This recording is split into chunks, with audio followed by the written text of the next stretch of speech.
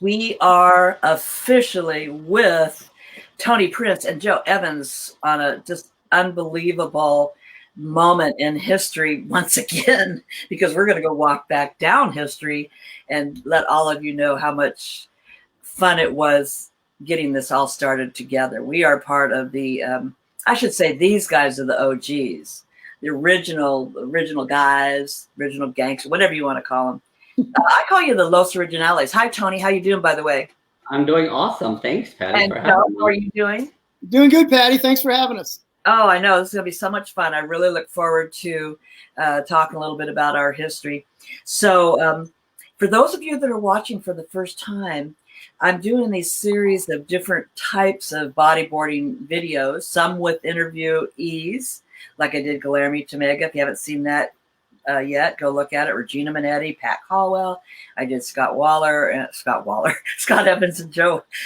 Wait a minute. Yeah, Scott Evans and Evans in there somewhere. Come on. And now we're going to keep our walk down OG Lane and talk a little bit about how much fun Tony Prince and Joe Evans and all of us had. So I hope you stay with us. And if you can't, you can always go back and listen to this later. I'm going to have it up on the History Channel, the BIM channel, YouTube, my website, and all kinds of different places. So thanks for joining. If you'd like to make a comment, you can type it right in there. We won't see your name unless you've registered with StreamYard, but that's okay. We can figure out what it is. And we'll have a moment where you can call in a little bit later.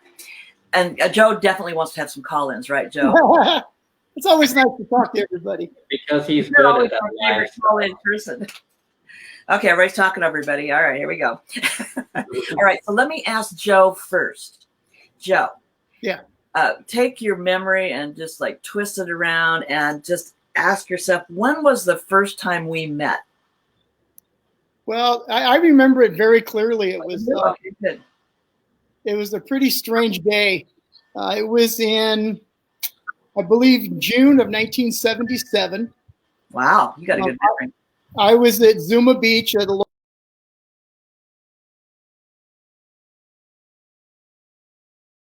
pulled up in his truck, and he knew me from the beach, and he goes, "Hey, there's some guys doing some kind of a boogie board thing down the beach. Do you want to ride down there?" Oh, wow. Local surf bum, and I really believe that you would probably have the lifeguard go out and look for people, because that's how it ended up with me. I never did. He gives me a ride down there, and I see you, and I see Tony, this skinny kid with long dark hair with these bright blue eyes, and I walk up, and I'll never forget meeting you, and you were just so excited, and you were so pumped up. It was? And you're like, "Hey, we're having a contest, do you know how to ride a boogie board?" And I go, "I have one." And you said, "Would you like to enter the contest?" I said, "Well, I really don't have any money, and I don't know anything about this." And you were like, "You don't need to know anything about it. How old are you?" And I said, "Well, I'm 23. And you're like, "Oh, because everybody else is young." Oh, you're old. And he goes, "Well, stick around, Right. I'll find a place for you." So some time go by. I see these guys who I later meet, Roger and Scott, and of course Tony. And you end up calling me over, and you said, "Hey, if you'd like to be in the contest, you don't have to get charged anything. You're welcome to enter, but you have to ride with these AA guys who are the best in the state." Oh, wow. And I remember thinking, "You mean you actually have contests for this?" And I had no idea. So I said, "Sure, whatever." And I remember clearly you said, "Don't be disappointed if you don't do well." These four guys, and I believe Mike Lambresi was there. And Mike Lambresi couldn't have been 14 at the time. Yeah. But okay, whatever. Let's do this. So anyway, we ended up having a contest that weren't big waves. It was just a typical Zuma Beach day. Of course, listening to Tony later describing how he got pounded in the shore break was kind of fun. But I ended up, gnarly.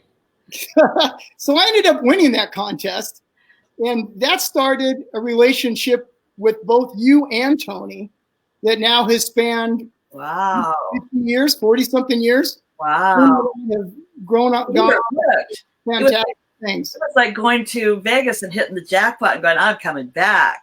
Yeah, it was funny because I was never a competition guy throughout any of this. Wow. Although I did compete in many of the contests. I won a few, lost a few like everybody else. I was really more about the people that I was there with. It was a very special time, and I doubt if it'll ever be replaced. I don't know how we could recreate that. Yeah. Well, you know what? Roger said that. I'll never forget what Roger said the other night on the OG series that we did with Roger and Scott. And he said that this time in our lives was probably the most, wonderful, magical. Like I said, we didn't know we were making history, but we were there in the moment. I mean, in the very moment. And I can't even imagine how you felt when you won, because I just think that must have started it all, What really started it was you and Tony. Tony and I, at that contest, we immediately clicked. We were like, we knew each other. and I remember the first time he invited me to go down to San Clemente, and I went down there and I showed up, and they're catching these waves outside at T Street, and they're riding them for like 50 yards.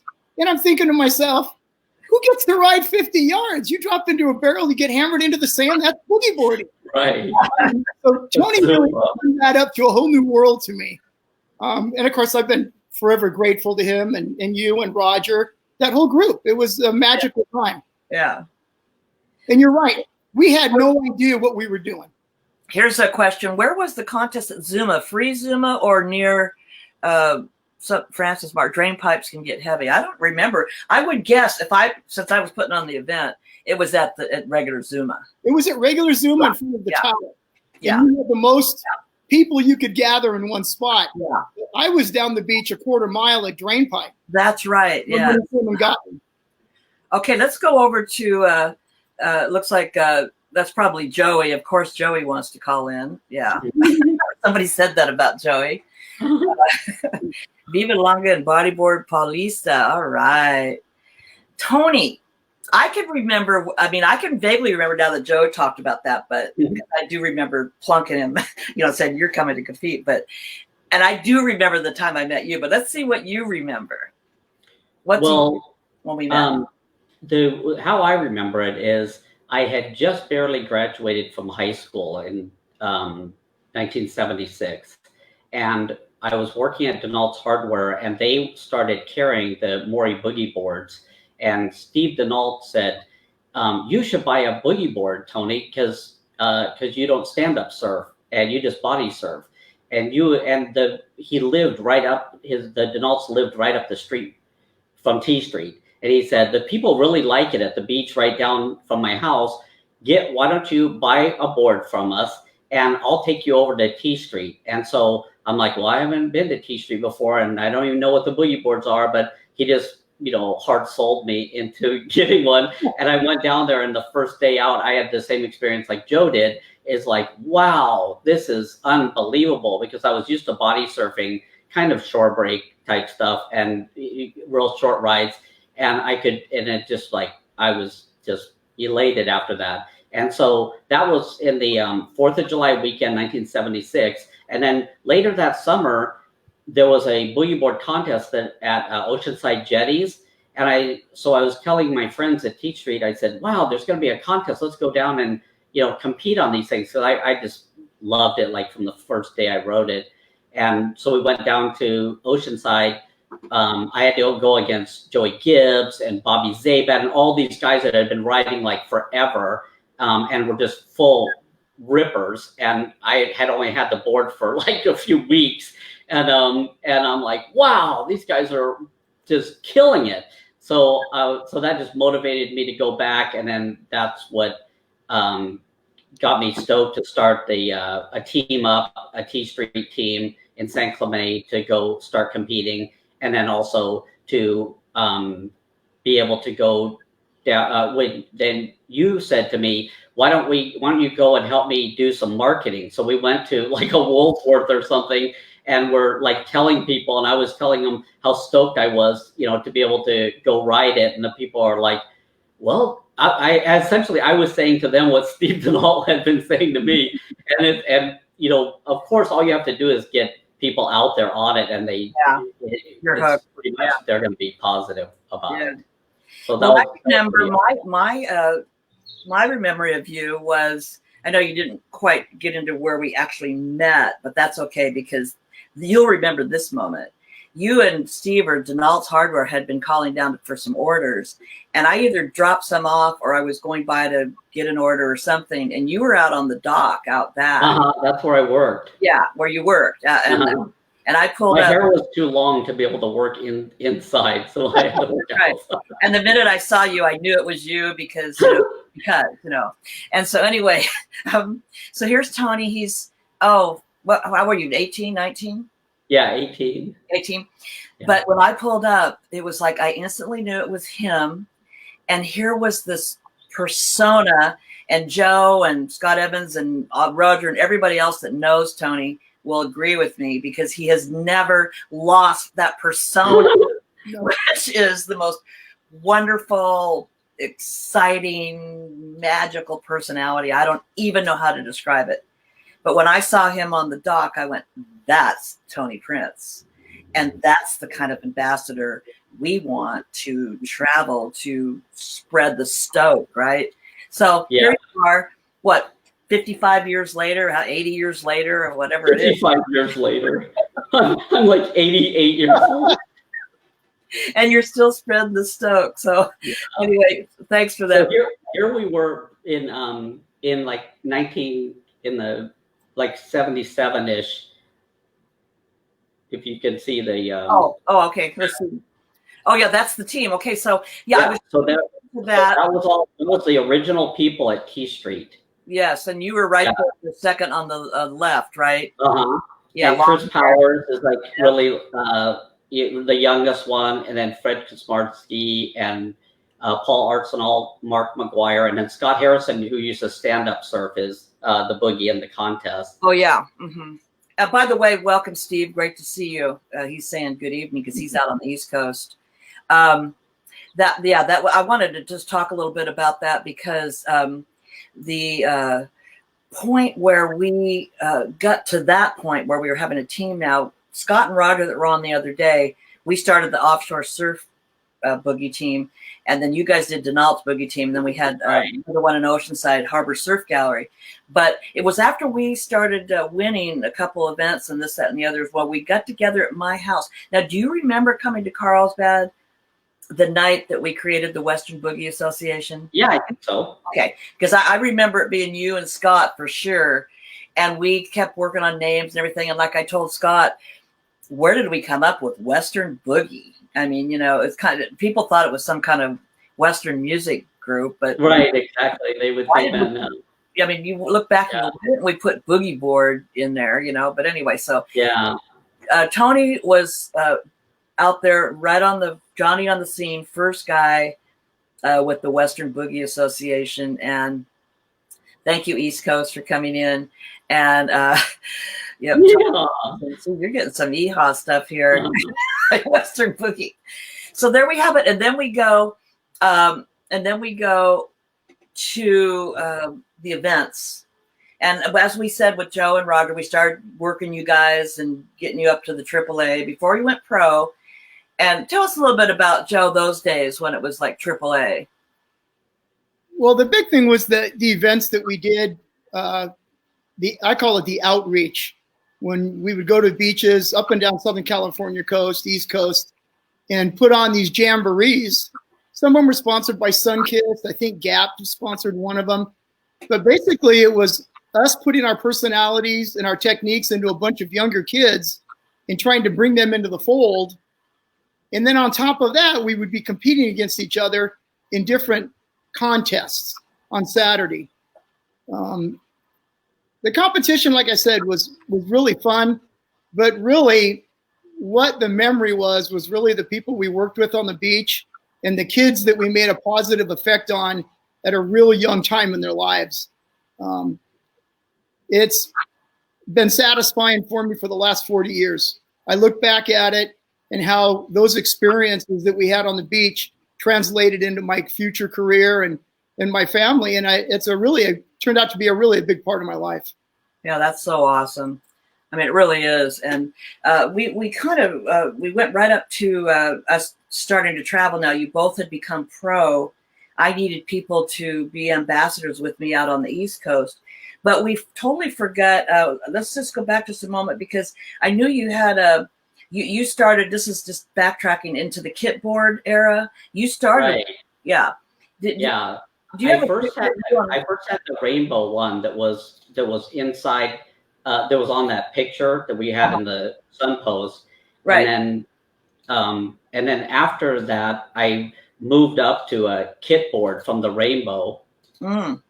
So let's see if we Okay. can get that. Okay, so that's a kit board you're on there, Yeah, it had, I think, a blue bottom and a white top. and you made the board, right?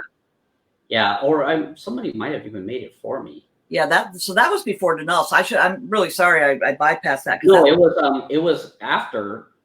Oh, yeah, it should have been after Denal's, because I think when I first competed in the first contest, I used my rainbow one because that was the very first one I got. And you've got a picture of Lloyd also, Yeah, right? and I'll get that for you in just a second. Yeah. So basically, for those of you that are watching that weren't even born in these days, which just right, exactly, which is a lot of people. blows me away that there's probably we're in our 80s. Go ahead. Because we're in our 80s apparently. Okay, so that's what a kit board looked like for so right, and that's the world body surfing champion Lloyd Meisenberg. Nice. Who still has his original kit boogie today that he must have made back in anything like 75, 76-ish when they had those kind of skins. Nice. That's pretty epic. Yeah, it is. So that there you went kitboard, Denal's. We start the Western Boogie Association, and then also don't forget about our trip over to Hawaii. That was pretty epic too. That was before, and Pat and I talked about that, and so does Roger and Scott. That was when we now wanted to find out what was going on over in Hawaii. Spent a little bit of time on the East Coast, and we wanted to go and see like what's going on. Yeah, that was the troop there, wasn't it? So that was when the Doyle was just starting to get popular, and so Dale Dobson went over to Hawaii with us, and he was just killing it on the Maury Doyle, and then Bobby Zabad and Joey Gibbs. And that's like me just staring off into space, because I was just like, couldn't believe that Makaha was just off and that, let's tell everybody the water was making. Pardon me? Let's tell everybody who's who in the picture because they don't know who. Okay, starting on the left is Joey Gibbs, and then next to him is Bobby Zabad, who everybody knows of from BZ. Right. And then that's Clark Cedarville, right, sitting up on the trash can, and then Dale Dobson, and then the guy in the background, I forgot what his name was, but then there's Tom Morey sitting on the car, and then there's me like staring off into space, like I'm like hypnotized or like I can't believe I'm in Hawaii. I know. I actually remember that plane ride. So that's 1977. Yes. Yeah, December of 77. Yeah. You can even see the cars look pretty like old school there too. Yeah, I think that's like a Vega or something right there. Scott says it looks like a Pinto. A Pinto. That is a Pinto. Yeah, I remember that. So anyway, so now we're starting to, things are starting to pop a little bit, and so we decided to go, and Tom had asked me to think about a way to get, the East Coast opening up. Hawaii and California is looking good. Not good, but we're starting to open up. And this is in the my Days with Maury Boogie video that I just put up. If you want to go look at it, it's just fascinating how you can take 30 boards down to the beach. And these are people that had never seen a board. They've seen a raft, or something to a little styrofoam, type of board, but they had never seen anything like this. And so I show up with all these, I know all the girls. I'm way older than these guys, but I know all the girls thought these were like pretty rock star kind of guys. And so we go out and start putting on some promotions out there. And now go around the table and tell us who those people are. So that's me on the left, and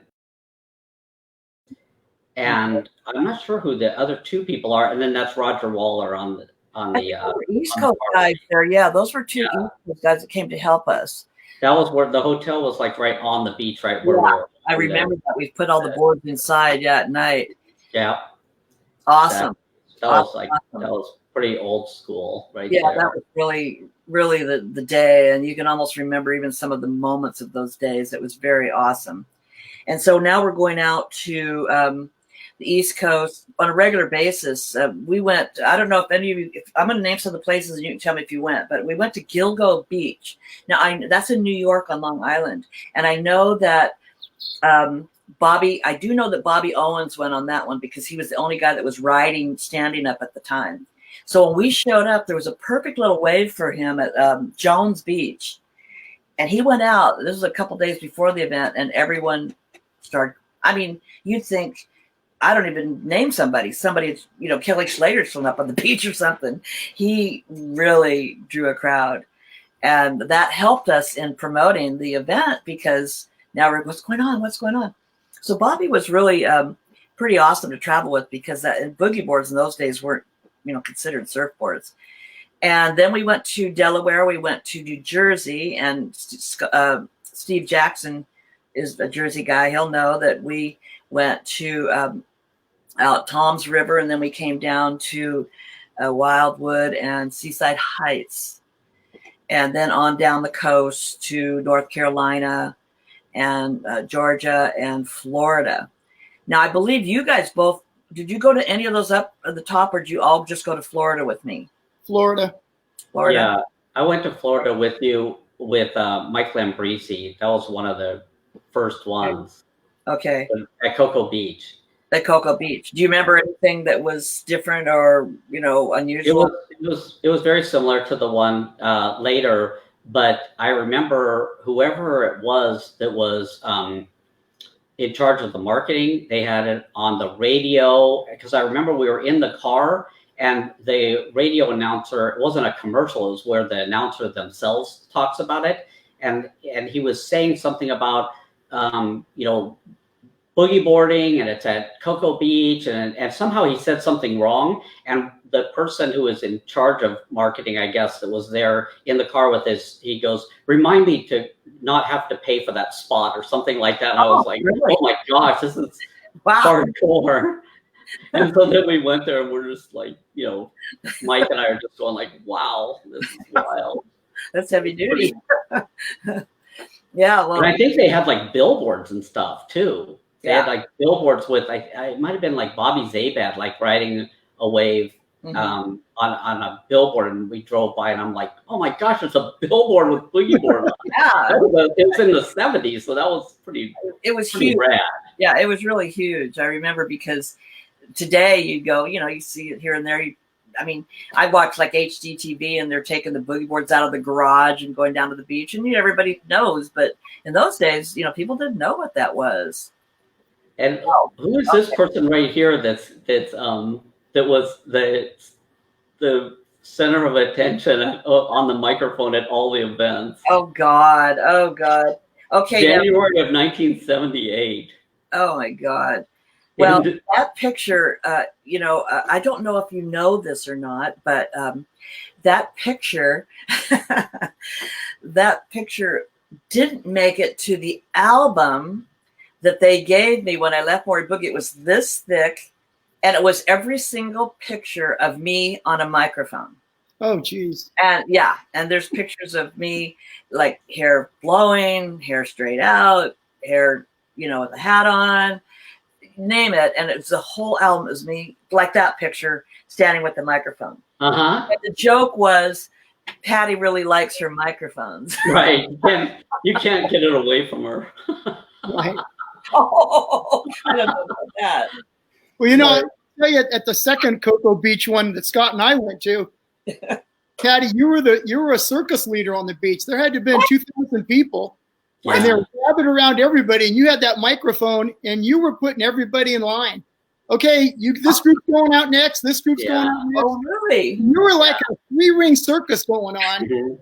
And then I remember, the second or third day, you walked out with this skimboard, this round skimboard, and you threw it to me, and you go, you and Scott go ride this thing. And we both looked at you like you are out of your mind. This is Oh, an ankle breaker. But Hi, Johnny. you ran that beach with such control and such enthusiasm. Those people in Cocoa Beach, they didn't know what hit them. They absolutely loved. And the advertisement thing got worked out after it got jacked up for Tony's crew because it was perfect for us. Well, just so we'll stay in sync with what we're talking about with that picture. Thanks a lot, Tony. I just want to show you that I got the Bad Mama Jamma. This is what I got for. I mean, people are still knowing me in microphones. There you go. Yeah, this thing does music. It records. It does a light. Awesome. That's classic. It's pink. It doesn't. I don't know if it looks pink in the picture. It's hot pink. Patsy, here we go. Yeah, really? Anyway, can you believe that? You know that I'm still known for my microphones. Yeah, I kind of do. That's right. Still like talking on old microphones. Thank you, Scott, for saying. I think you're talking about me. You still look the same today. Yeah, old lady, grumpy old lady. I know. Yeah. All right, so let's go on here. What do we got, Tommy? This is how about that picture? Yeah. Okay, so who is that riding the skimboard? Isn't that Chris Powers? No, that's Matt Archibald. Oh, Archie Air, world famous surfer at T Street. He was just ripping on, and he's the one who showed me this picture the other day. And he goes, "Don't you remember? You got a picture of me when I was like 10 years old, skimboarding at T Street." And I was really stoked that Craig Labuse was, used the picture that I shot, for the post. Beautiful shot. And I think that might be Bobby Zabad that's in the on the little inset picture too. That's awesome. That is really awesome. You know, to have that kind of accolade. And Scott's saying that was what kind of a word? That was great. Absolutely, Scott. Right. I know. If it takes somebody like Matt Archibald to be able to ride it, then there's an issue. Yeah. It's not as fun for kids as the Maury Boogie would be. Well, like I said, time's running, going so fast. We can walk down memory lane. But I want to ask you guys. All right, so let's start with Tony. What would you say, like now today? What is one real quickly, like as fast as you can think, would be the most memorable time you had in that era? Well, I would say it depends what era we're talking about. I would say about where we're traveling and lights, action, all that. Well, I would say it's kind of a tie because those pictures that we got going to Hawaii, by far that was the biggest deal because I'd never even been there before.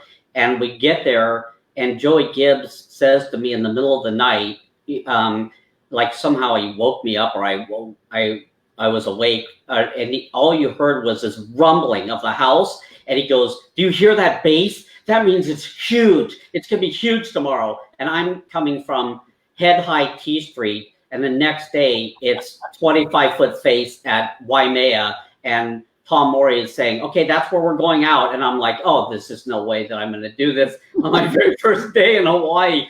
And Joey Gibbs goes, "I'll go out." So he goes out on a kit boogie. And I said, "I'll just sit on the beach and shoot pictures of you." So I just shot pictures of him. And then the wind picked up and the surf got even more crazy on the North Shore. So that's when we went over to Makaha, and then I got to go out there. That was just heart-stopping, really, the whole time we were there. It was just really totally rad. Well, that's neat that you can bring that up, in your, in your little brain, and that comes up first. What about you, Joe? Well, if we're going with that era, not going past 1980, I'll cut it off at 80. The beach jamborees were a big part. Honestly, I think going down to Black's Beach with Tony and going out at Big Black's Beach and realizing that there's more to life than a shore pound at Zuma Beach was really eye-opening for me. I remember going to Black's and it was big, and Tony's like, "This is going to be crazy." And I'm like, "There's a shoulder on that wave. How crazy could it get? This is perfect." So I think a lot of the experiences that I got with Tony and a lot of the time we spent on the beach every Saturday somewhere new, doing just what you said, putting 30 boards out. Mm-hmm. And I remember the front of the Manhattan Beach newspaper was a picture of me pulling a kid on a boogie board. I was holding the board. The kid had been 2, but I was running backwards in the water line. Oh, he was kind of skidding. And I oh, didn't think anything of it. And my aunt, who lives in Redondo Beach, sent me the picture like 3 days later. He goes, "Hey, you're on the front of the newspaper." And I just laughed. Because we did that all the time with kids. Uh-huh. It's all about getting that experience for those first-time boogie board users. yeah. And I have to say, we did a really good job at that. We blew that bodyboard blew up, and a lot of it had to do with you guys and how you orchestrated those events. Well, no, actually, you can rephrase that. It had a lot to do with you guys. And one of the reasons for those that are watching and those that watch this later and those that watch this on YouTube and everything else, the reason that I'm doing this now when we can and we have time is to chronicle all the hard work that you guys did. Don't discount yourselves now. We'll be dead pretty soon, so I'm glad you did it this way. Exactly. To be honest with you, While we're living. when the governor shut down California and said all the people my age have to, remember, I had to stay home before you guys. That's when I started pulling out the videos and this and that. Right. We have to chronicle this stuff because otherwise it's going to go, into the ether and the youngsters will never know what it was like out there in the early days. So it's not about all you guys doing it, Joe. It was about you guys doing it. And that's why I selected you guys first, because you were the hardest workers, the most motivated, the most stewardship, ambassadorship and all that. So yeah, and you're right. And that's what made it happen. You know what's funny is we did it for a t-shirt and a lunch. I know. We did it for a t-shirt and a lunch, and every once in a while a board. Yeah. In the beginning, that's really more than what we thought we really needed, because we're having so much fun doing it. Like you said before, we really didn't understand fully what we were doing at the time. Yep. No, I wouldn't have changed any of that. No, and those of you that are watching, like Scott and whoever's watching from the old days, this is the way it was. We just did it out of sheer enjoyment and joy for the board. And that was what Tom's mission, when you talk to him today, that's exactly what his vision was. It wasn't about 80-foot Bali. It wasn't anything like that stuff. It was about mom, dad, kids getting into the ocean and enjoying. Because remember, the original sticker said, "Enjoy Maury Boogie." Right. Yeah. So it's evolved and everyone's evolved. So that's cool. And the board has become now a bodyboard and not a boogie board. And that's cool. It's all good. But you guys went from there and, of course, went on to, get married and have careers and this, that, and the other. So what happened? Well, Patty, can I just say something about Joey and I in those early years? Sure. If you see the picture, I just had a couple pictures to share of me and Joey in the early years. Do you see that one? Oh yes, yeah. Okay. So what year is this now? I think that's a Mach 7.7. So when did that first come out? That might have even been a really, really early Mach 7.7. Yeah. Because that picture's from like 81. Yeah, that was very fun. So, very fun. So we enjoyed off-road riding in like dirt bikes and stuff, as well as surfing. And so because of our love for doing that, that's what led us up to the other thing that I wanted to mention. Mm-hmm. And that was the when in 1991, when there was going to be a total solar eclipse in Baja, we took our boogie boards and our motorcycles and we went down there and we could just ride on the beach for miles and miles with nobody as far as the eye could see, way down, like 3/4 of the way down the peninsula. Mm-hmm. We had huge beaches all to ourselves, and we had our boogie boards on the back of our three-wheelers, and then we got to watch the total solar eclipse happen as it went across the Baja Peninsula. And we were so stoked. I was the one who was telling Joe that it was going to be a big event, and he was like, okay, whatever, I'm game. But then after he saw it, he was just like really, really stoked. And so he said, when's the next time that's going to happen? And I said, well, it's going to be up by our house 26 years later. It's going to be up in like Washington, Idaho-ish area. And so Joe's like, we're there. So 26 years later to the day, that Joe said that, we wind up in Idaho watching the second total solar eclipse that we had ever watched. And this time we brought our wives with us, and so we got to just see the epic sun, the moon, eat away at the sun and go behind it. So that shows you that the relationships that start off early from boogie boarding in the 70s, then still as of this year, we're still doing things together. And the thing that we had in common, is boogie boarding all that time. And then also in motorcycle riding and stuff like that. But we would have never run into each other motorcycle riding, but we did run into each other boogie boarding a lot, because we did all the jamborees and we did the contests and stuff like that. So that was, Joe's, an epic ambassador for the sport. And he's just incredible for, trying to help the next generation, whether it was with boogie boards or as a police officer. He did the DARE program and the off-roading, and so he's just an ambassador to the goodwill of children, growing up everywhere. His whole career has been. That first picture that you put of the eclipse, circa whenever that was, 70. No, the first one was 91. Okay. Yeah. I remember, Bim, you had asked me to, you were just like the day down on, the docks at Denault's. You gave me same energy and said, "Oh, Patty, I'm going to do this eclipse," and and I'm just like, okay, whatever, I'm doing it on the beach. Okay, eclipse. What the, and so.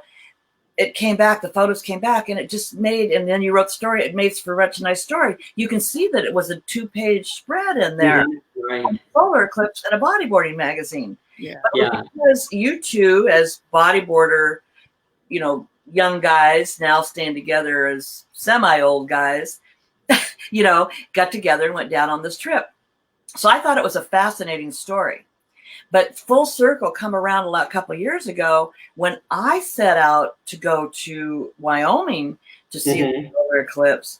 Now you're telling me you're over in Idaho, and I'm inching my way from Colorado down through Wyoming, doing everything I can to get there so I can now experience this phenomenon with you guys. Yeah. And I remember I made it 150 miles just south of where you guys were. And I was just trying so hard to get there, Yeah, there were a lot of people went up to that, huh? Yeah, I had to pull over, and I remember it was Little America, Wyoming, to watch it. I just couldn't make it to you guys. But for me personally, Tony, for you to ask me to do an eclipse story in a bodyboarding magazine, okay, whatever. And then to come around full circle, and then you guys still together in Idaho, and I'm on my way to the eclipse. That's pretty...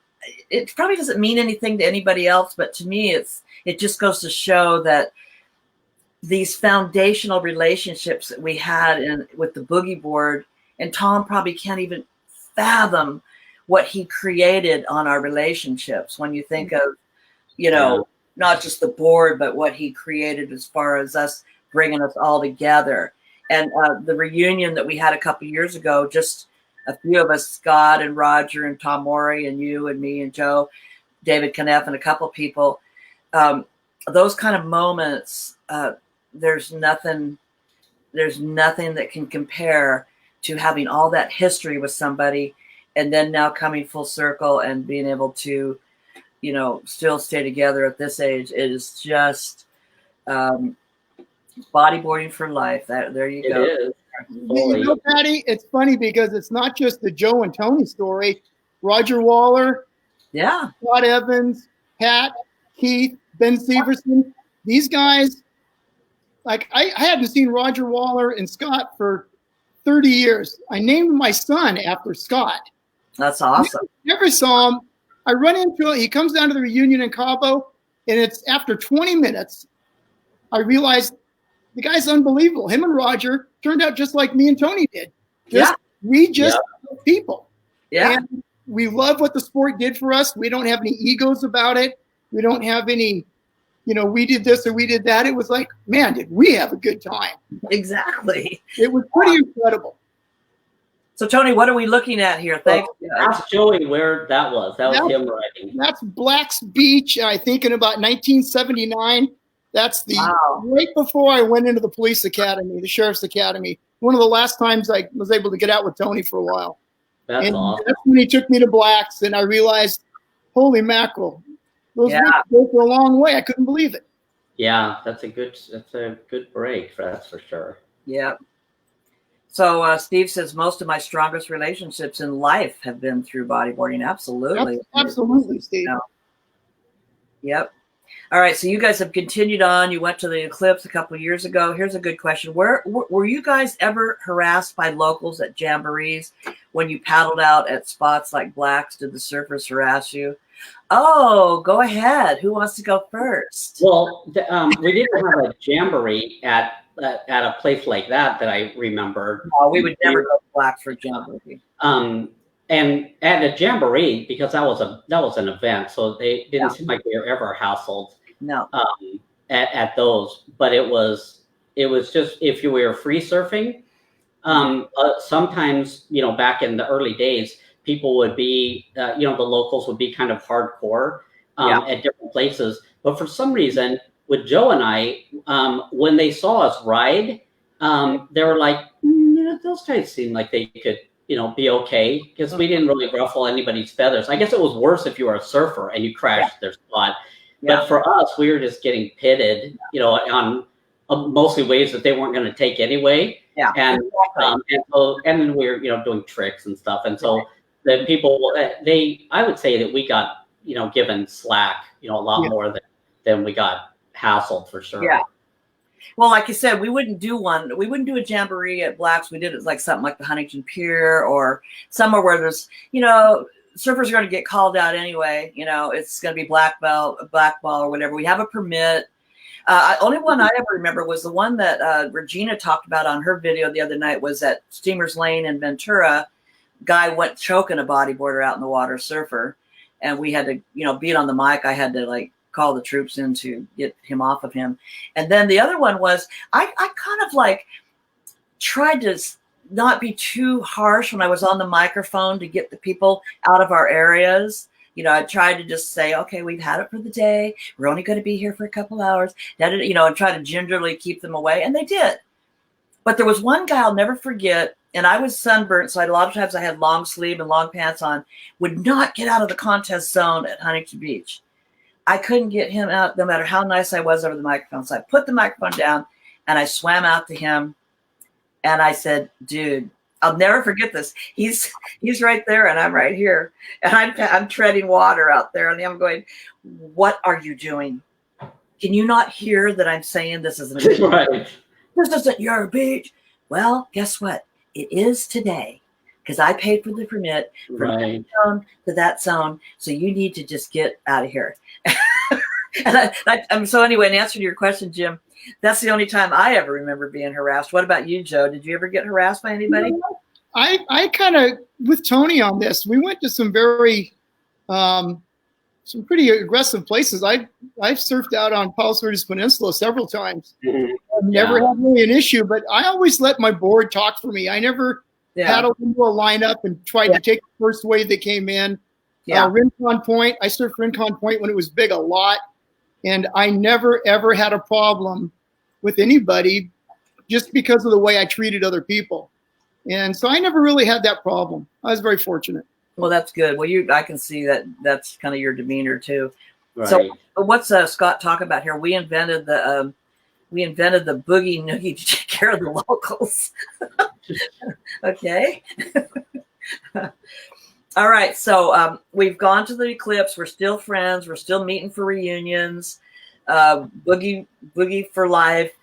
Like Steve said, bodyboarding forever, bodyboarding for life, friends forever. Most of our friends are through bodyboarding. So why don't we find out what people want to ask you? Because Jim seems to always come up with some really good questions. But would you guys like to take a couple calls? You bet. Yeah. Okay. All right. So let's put a call in number up here. And then at some point, Patty, I want to talk about one of the things that happened as I was leaving Bodyboard. There was two specific things as I was leaving. Okay. I talk about it because they're both pretty good. Okay. I'll put the call number up here in a minute. Go ahead, Tony. What do you got there? And this was when we started having the T Street boogie reunions that were happening like adjacent to when we were going down to Cabo together. We would have an event because so many people were coming from Hawaii. We would have an event at T Street that Tom Mori could participate with, and then we would shoot down to Cabo and go surfing down there for a few days. But you can see that a lot of people, Joe's over there on the right next to, I believe, like Kevin Baker and Oh yeah, and Vicky Ray. And I mean, there's just everybody, was managed to come over there. Keith, Pat, Dean, Jay, my brother, Tom. Yeah, that's Ryan Weiss was out there. Yeah. So I mean, that was just epic. And then on that day, just like a little bit later in the day, I think we got this picture of me and Joe with the man himself.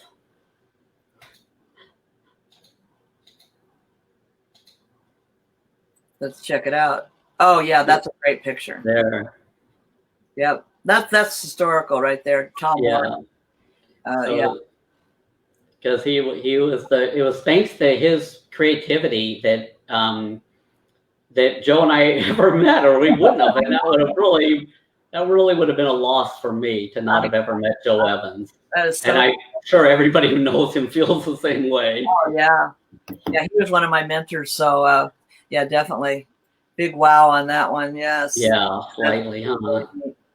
So so Tom really, I think for me anyway, when I asked him to, please take the honor of being my mentor, because you did everything for me. He taught me everything about business. I mean, everything that went on in my life, I always went back to the boogie board. And let's see what you got here. Oh, there you are. Oh, that's nice. Is that Cabo? You taking a picture down in Cabo? Yeah. Mm-hmm. So when we go down for our reunion in Cabo San Lucas, Joe and I usually only go in the water for a little while, but the other people like Keith and Dean and Pat and Parker, Cameron Steele, the Laumans, my brother Tom, some of the people from T Street, they're out there for like hours, Scott and Roger. And so we're on the beach shooting some pictures, but we would go down there, just like Scott said, it's still dark out. We would walk down to the spot, get all set up, and then as soon as the sun, came over the hill, we would just start shooting at full blast. And then later on, we would have a slideshow and nice. and watch the pictures, and it was just just epic fun, just incredible. People were probably so grateful to be in tout with you because of your honker cameras there. All right, I told you, I put the phone number up. People they'd like to ask it in the chat room more than hear their voice. So that's okay. But if you do want to call in, ask Tony a question or Joe a question, it will be on the recording. I do not have to use your name if you don't want me to. And we'll ask them if they have any questions about the past. But right now, let's just talk for a minute about where we go from here. When you think of let's go. Start with Joe. When you think of boogie boarding in the future, what do you think of? I think that there needs to be, and I don't have the answer, but there needs to be a concerted effort to redesign the promotion to young people. Let's find out who it is. The hotline. Batman. Scott Evans, you're on the line. Hey, I'm just calling in because I want to say I miss these guys and you, Patty. It's nice to see all these things. So this is awesome. And do you have any questions for anybody? These guys, I don't have any questions for these guys. I just want to know when we're going to get together again. That's my question. Oh, Soon. what are we going to get together again? Let's see. Do we have anything planned? I don't know. Well, of course, we're in quarantine right now. No. This is going to go down, like when you look back at this years later, like 50 years, like when we look at things 50 years, they're going, quarantine. What are they talking about? March, April, May 2020, folks. Anyway, Scott, how are you doing today? Doing good. We just enjoying work still and enjoying these videos from everybody. It's been awesome. Yeah. Yes, they're watching yours too. I'm putting yours all over the place. So, Scott, for those of you that are just tuning in, is one of the OGs, also the original guys out on the trail promoting bodyboards and boogie boards. So, a lot of history amongst all of us. And thank you, Scott, for calling in. Appreciate it. No problem. I didn't want to leave you with no calls. Yeah, I think you. Yeah, you and Joe. You're good. Okay, thanks. All right. Bye-bye. Take care, guys. Okay. There you go, Joe. There you go. We lost Tony. Yeah, what happened to Tony? Oh, now I lost you too. What? Oh, Tony's gone. Uh-oh, what happened? Eclipse. Oh, the eclipse. All right, so we'll find out what happened. Oh, here he comes. There he goes. Where is he? Okay, so anyway, I don't know if that phone call had something to do with it. It's interesting. The minute I hung it up, Tony went bye-bye. Maybe those two are on a line that, work together. I don't know. But nope, he is not around. Nowhere to be found. So, okay, so let's hope that he comes back. Here he comes. Sure. Here he comes. So, what do you think about the future? I'm back. Well, I think that Skipped out for a second. for the sake of the sport, we need to have a concerted effort to get out to the youth. And I'm really encouraged by some of the forums where I see guys on the East Coast and Jay Riel doing camps on the West Coast. Uh-huh. And I think that if people want to see money come back into sponsorship, the only way you're going to get that is to have the masses of people buying boards again, like we had when we first started. It's an easy thing to say. I think it's a difficult thing to maybe do. I think things like this might help. I think tutorials by current pros would also be good. Having pros showing up at the beach, not just when there's 10,000 people on the beach, but when there's 50 kids there. Show up, sign some boards, jump in the water with these kids, drag them around with you. Yeah. Those influences, those personal influences are what's going to make the difference. Yep. And, that's kind of what Guilherme said the other day, too. He said the same thing. He said, would be cool is to have a face-off, like you and Tony against each other, and let the crowds watch you two, and then someone in the next generation, and have a couple like generational type, bodyboard off, type thing, and then turn it into like a festival.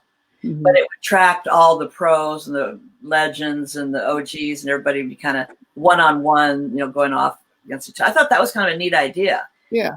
But someone in the young group has to start it. There's got to be someone that's really on fire, that's just loves it like all of us did, to take that energy and that work and spend all those hours. It has to be, someone like that. And so that's kind of like we're putting the call out. I know Joey Gregory up in in Orange County is doing some camps this summer. You mentioned Jay.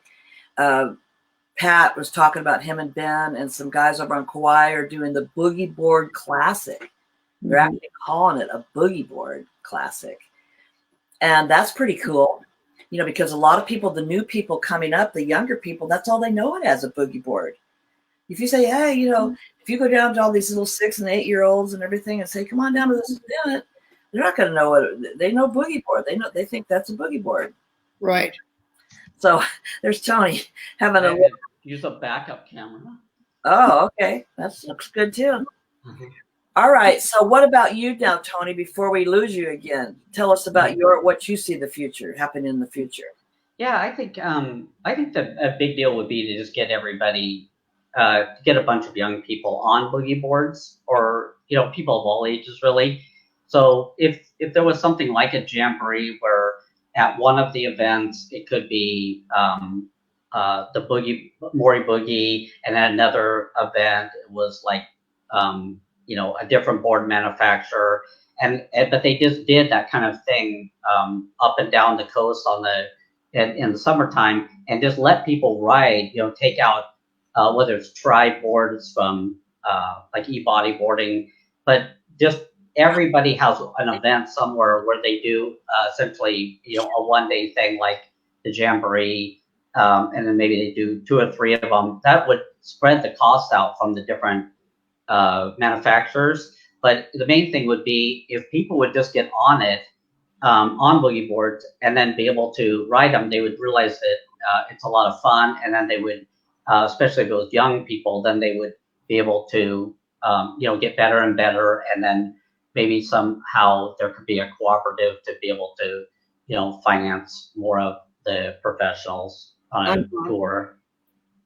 Yeah. Oh, that sounds about right. We've got a question coming in. When you went to Hawaii, were there a lot of other guys bodyboarding at Makapu and Waimea? And in the last one of these, there was a mention of a run-in with Pat Caldwell. Were there a lot of high-level riders in Hawaii at the time? Did you expect that, or was it a surprise? Okay, so that's probably coming off of the one about being harassed out in the water. What do you think? Yeah.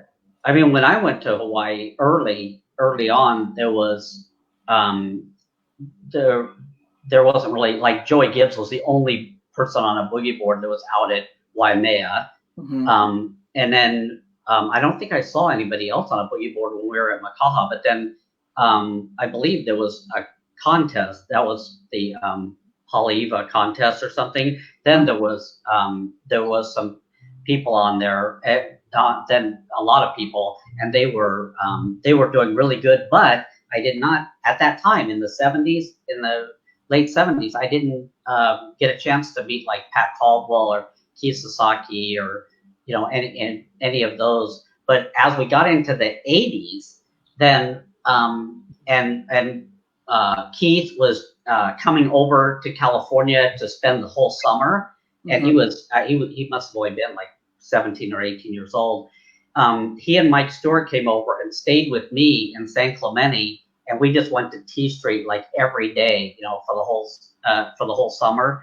And then it just went ballistic, because once the Hawaiians came to California, it was like, you know, the bar just got raised mega, and everyone just started, you know, just going absolutely berserk, and then it just took off from there. And that was like right about the time when that whole next, not really a generation, because it was only, you know, separated by, you know, maybe 10 years or so. But when you started having like my brother Tom Prince and Cameron Steele and, you know, some of the other people that were just slightly younger than Joe and I, you know, by maybe 10 years, they hit the 80s full on, like they meant it, you know, with because they had Pat and Keith and all these other people leading the way, where the stuff they were doing was just totally radical compared to what was being done back when they were kit boogies in the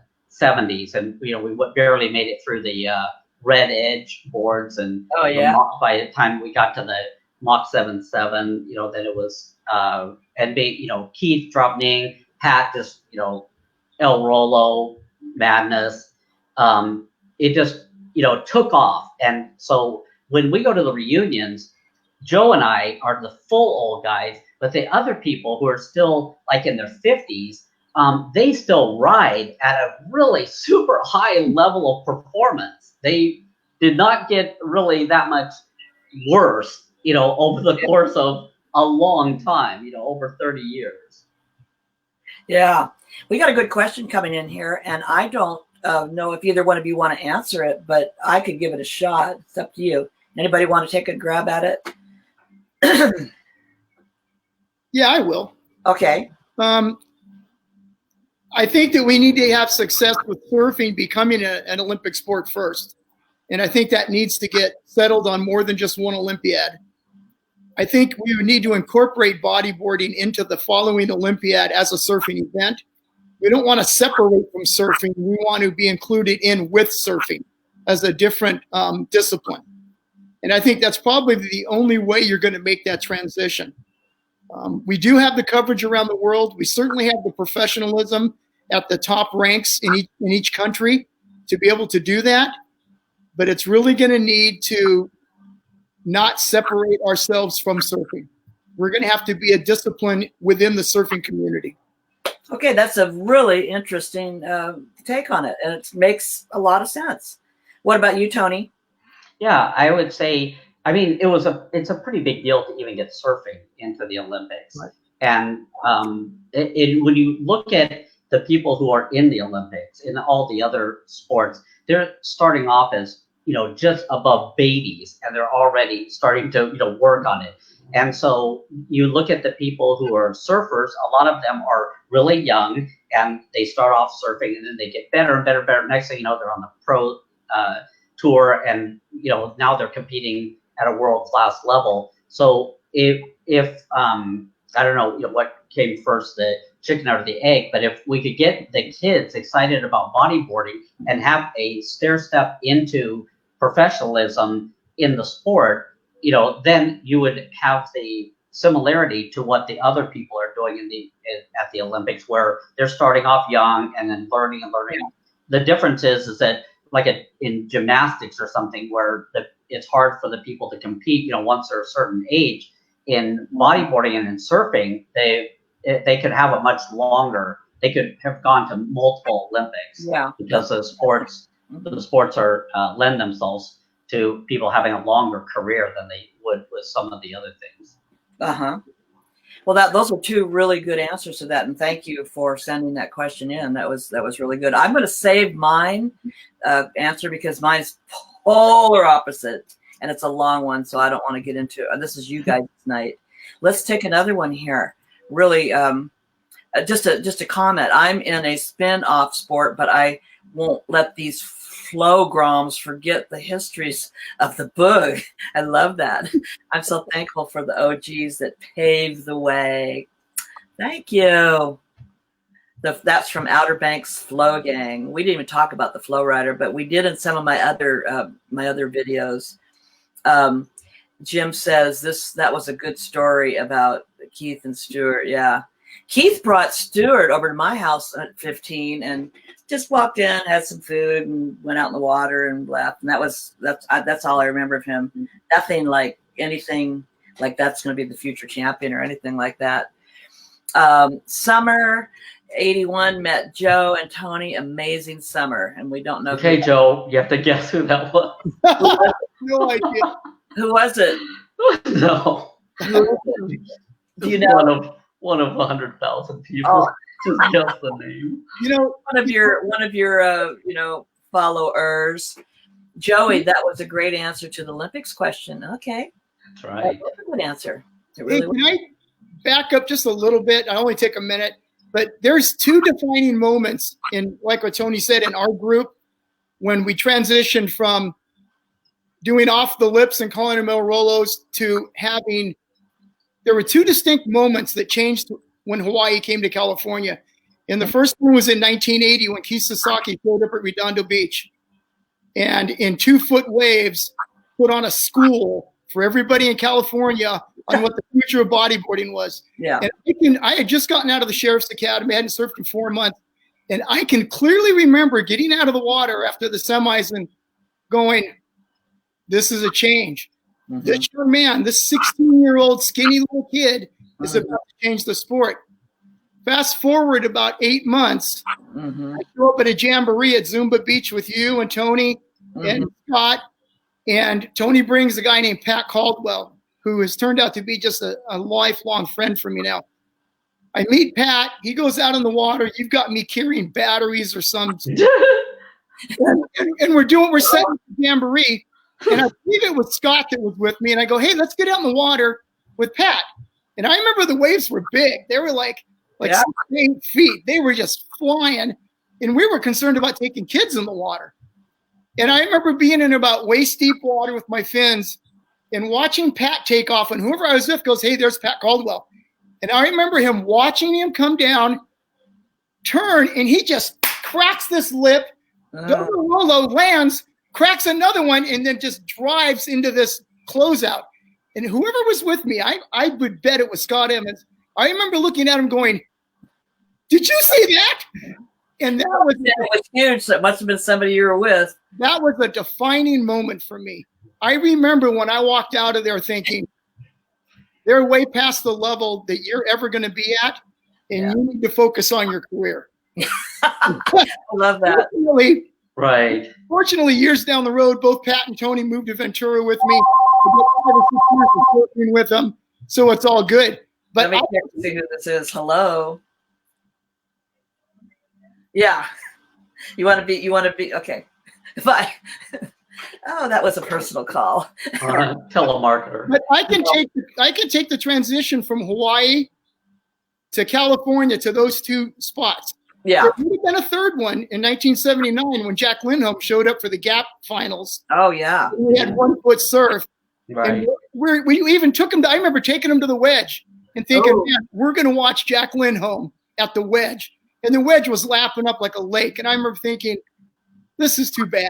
Because we have arguably the hero of our sport at that moment standing on the beach with me and Tony. Wow. And we're not getting to see him in the water. Yeah. And people can say what they want about anybody else who surfed the generation after us. Keith, Ben, Pat, Mike, and number one, Jack Lindholm revolutionized that sport. And that's what separates them from us. Yeah. We embraced the sport publicly. They revolutionized the competition of the sport. Yeah. And it was the Golden Boys. Pat and I talked about that. It was the juicy fruit commercial. It was David Kneff and Ben and all the blondes. You know, that was the sport. You went down to the sport in November down at Ocean Beach, and the sport looks entirely different now. Yeah. It's guys with hats on, beards, hoodies.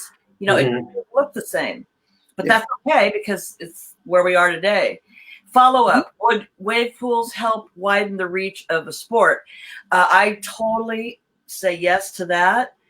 In fact, I think that's kind of where we went wrong and get into the Olympics, because the flow rider was originally, created. Tom Lochtefeld, who was a very good friend of Tom Morey's, built that to, do set waves where you'd have to do like for example, snowboarding, when they have the pipe, they all have to go in the same pipe. Yeah, they go and fix it and groom it and everything, but it's the same, you're competing in the same conditions. And I think that's where wave pools could have helped if we pushed that a little bit harder, get us to the Olympics. Because in a track and field, they're all doing different sports, but they're in that segment. Ocean sports could be a segment, but it still has to have its own uniqueness. And I think anyone that's into flow riders or anything like that, that's our future for Olympics. Anything that allows you to put a body on a boogie is what's going to promote the sport. Yeah. Just like the old advertising from 1977. Put your body on a boogie. Absolutely. Whether it's in a wave pool, whether it's on the beach, or whether it's skimming down a sand dune behind an Odyssey, that is what's going to promote the sport. Mm-hmm. Okay, I'm getting a whole bunch of comments here. Hold on. let's see. Of course, it was a closeout at Zuma. Caldwell was the one who wrote the Summer of '81 comment. Oh, okay. All right. Greetings from Los Cabos. Good show. Boy, puedo hablar en español. ¿Cómo estás? What a great thing that was to be in Cabo and have all the locals show up that first year. Oh, quiero ir este semana, este año. Anyway, there you go. Thank you. Greetings to you also. I think I've got through most of these. Let's see. Yeah, we got some good ones. So do you feel we're coming to that point where all of us did in our interviews where it was like we've gone through a lot. It's an hour and 15. It's a lot to watch and take in. But do you feel like there's anything that we might have missed? I'll start with you, Joe. No, not really. I think that I really wish the luck to the pro riders out there. And I really hope that we do have somebody who can step up to move the sport forward. Okay, good. The only thing I would ever change, I heard you ask Scott Evans about regrets. I have one. When I left for my career, I did it too abruptly, and I did not stay in good enough communications with the people that I really with. And it took me 30 years to get back to Scott and Roger. Yeah, you were so career minded. Yeah. And I'm very remorseful of that. I'm not happy about that. Oh. I didn't have it with Tony because we stayed in touch, but yeah. I could have done as a person, I could have done a better job staying in touch with you and some of the other people. Because we did our little reunions here and there. That was cool. Much love, Pop. That's my son, Scott. Okay. Another Scott Evans. Scott Evans. Well, great. You're getting a lot of love here tonight. This is awesome that you guys are getting so much participation. There'll be a lot of hundreds of people watching this later. And I have a suspicion that they kind of go along and just pop in and listen to the stuff and all that. So I try to get pack everything we can. And is there anything else, Tony, that you'd like to add to tonight's video chat? Well, I'd really like to just say for sure thank you to you for everything that you did for getting allowing us to have a avenue to use our enthusiasm for bodyboarding. I mean, like Joe said, if we all we did was get sandwiches to go and work all day, and then of course Joe got double meat because he carried the battery, but being able to have you get that all started was so fantastic for us. And then because I had a love for photography that I had already been doing from the time I was in high school, I just so much appreciated Craig Libuse, the art director for Maury Boogie, saying, Tony, these pictures aren't good enough, but just shoot some more. And then when he would have an assignment like we had I was gonna show you that the Menahuni.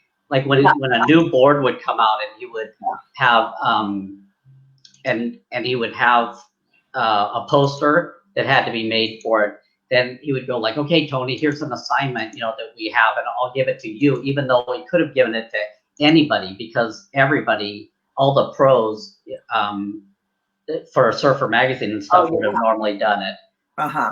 So here we had all done at T Street and then a swimming pool up at Presidential Heights. But we have again Matt Archibald, famous surfer, Sean Red, Chris Powers.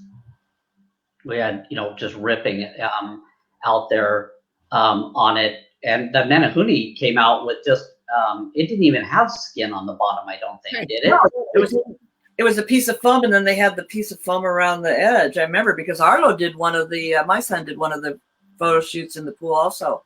He's on one of the posters too. So awesome. Mm-hmm. Yeah. But so look at your career, like Scott's, Joe's biggest regret is, he had a career. It was a very awesome career.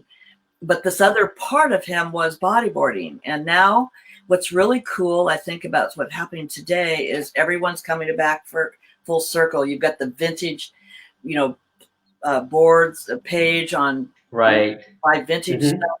You got the vintage people up here on a video that young Groms are watching, which is really cool. You got all these vintage everything, you know. So it really, I guess, doesn't matter that you did leave, Joe, because now here we are back full circle again. And Tony's had this brilliant career from day one. Mm-hmm. And just awesome, just totally awesome that you, you know, are still shooting some of that stuff that I put up on some of my pages. It's just some of the most incredible photography. And thank God for Craig Labuse telling you that, you know, because, hey, you know, it kept you motivated and all that. So anyway, I really appreciate you, you know, taking the time with me tonight, and both of you. And I guess it's our time to say goodbye. See you later, maybe, but not goodbye. Last question here. Wait, how about a shout out to your cousin? Oh, that's my cousin Stephanie. When Tony Prince used to come over to my place, we would always go to my aunt's house in Redondo and Torrance. And my cousin Stephanie, who was adorable, she would make Google eyes at Tony all day long. Oh, no, she wouldn't. You can see what he looks like now. No. So, Yeah. We love you too, Scott. And we can't wait. Once we get out of our the self-isolation and all that, we'll have another reunion. Maybe this summer. You know, who knows? It might be. You know, it could possibly be. So that's what we have to look forward to. And I want to thank. When you're stuck at your you know, at your house, then you're glad that you're Scott Evans and you're looking out your patio at an unobstructed panoramic ocean view with surfers, you know, in front of you. And it's like, you know, this is why we have this place and not looking, you know, into a neighbor or something. I only live like 3 miles from the beach, so I go down every day. You know, it's easy. Our beach is open, not for sitting with your table and tent, and all that, but you know, you can walk and surf and buggy and all that. So we're good. And one last comment here. Yvonne and I love you and miss you. Hey, there you go. What a character, Yvonne and John. Crazy. Yeah, they were in Cabo, unbelievable. Yeah, we really nice pictures of them. That was, I mean, or him, you know, so that was really cool. So I'd like to say goodbye. I hate to say goodbye, but thank you so much for taking the time out of your busy schedules. No worries. Spend some time with me. And don't go away. I will be sending you off here in a moment.